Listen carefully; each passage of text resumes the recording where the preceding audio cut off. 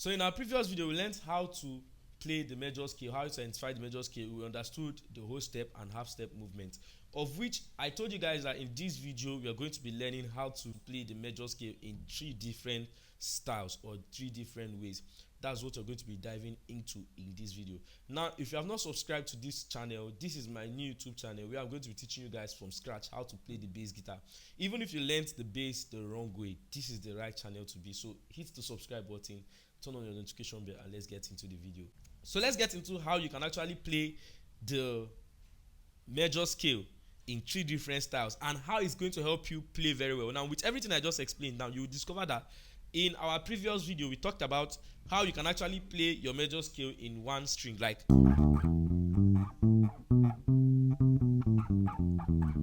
but because it's going to be hard to keep up with, that's why we have to come up with ideas of how you can play them in different styles to make it much more comfortable and fluent. Okay, now we have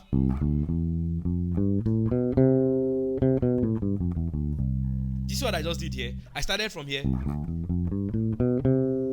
and then I ended with in a descending order, right? So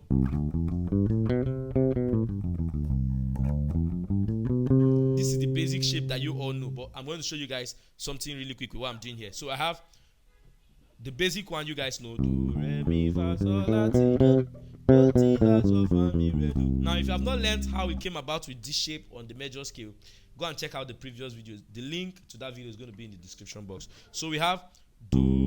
Now remember what I told you guys before. We have whole step, half step. Now what's the whole step, or what's the distance between your do to re? You have do, re, whole step, right? Now we have the distance between re and mi is half a whole step. We have re, mi, right? Now the distance between your mi and fa, mi, fa. Now remember what I told you guys, that under your re, what notes do you have there?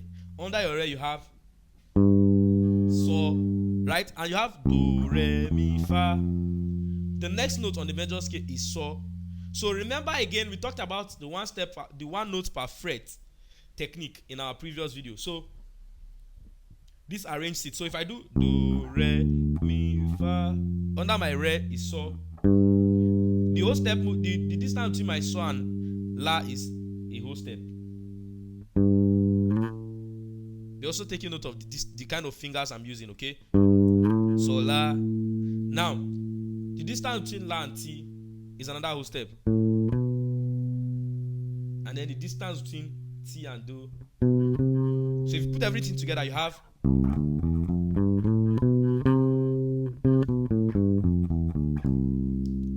that makes it easy. Okay? Now, the next shape we want to look at is this one.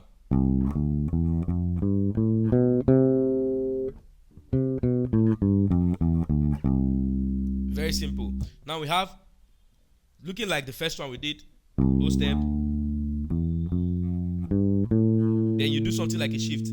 Because you already know how these things are. Let me explain this one for you. So you have so. Under your so, which note do you have there? Do. You want to play so, la, ti, do. Now under your so you have do. Definitely the note before your do is going to be ti. So that makes it easy to calculate.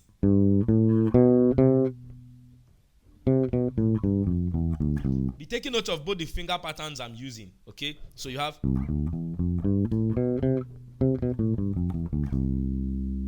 Very simple. Now there's another pattern I like to use, which I start with my pinky finger. Now if you look at these whole things, they are intertwined. The advantage of knowing how to play these different parts is that to help you link your notes, which I'm going to show you how at some point in this video. Okay, so now we have. Now look at what I started with my pinky finger. Do, do. Now remember, do, ti, la. Do, ti, la. Now under your la, what note do you have? You have re. So you go do, re, because there's a la here. Now after your re, what note do you have? Mi. Remember, on top of your mi, what note do you have? Ti.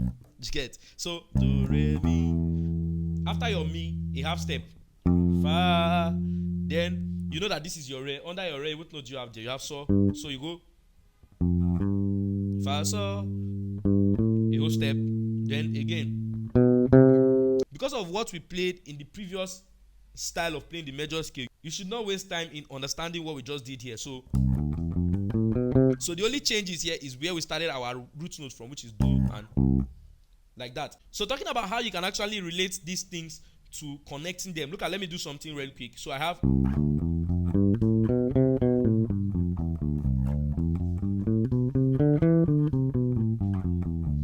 so it's just like a continuation. Wherever I stop, I can literally continue the next note from there. Okay, so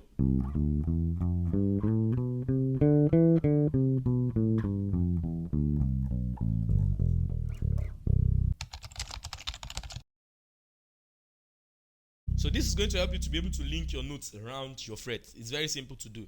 Okay, so another thing you guys need to take note of is the position markers, which we talked about in the previous videos. Okay, when we're learning the parts of the bass and stuff. So these position markers, I also use them to take note of places on the fret. Now, very quick, we have C. You notice that how the bass is tuned standardly to key C is this fret.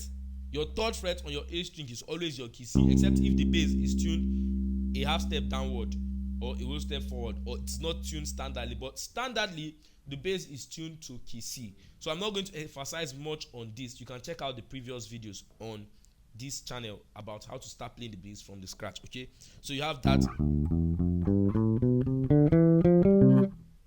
So like I said, the bass is tuned standardly to key C, and every other key you are playing to is going to be taking reference from key C. Very, very simple. So guys, I'll see you guys in my next video. Do well to hit the comment section and let me know how this video has been of help to you. Don't forget to leave a like and a comment. Peace.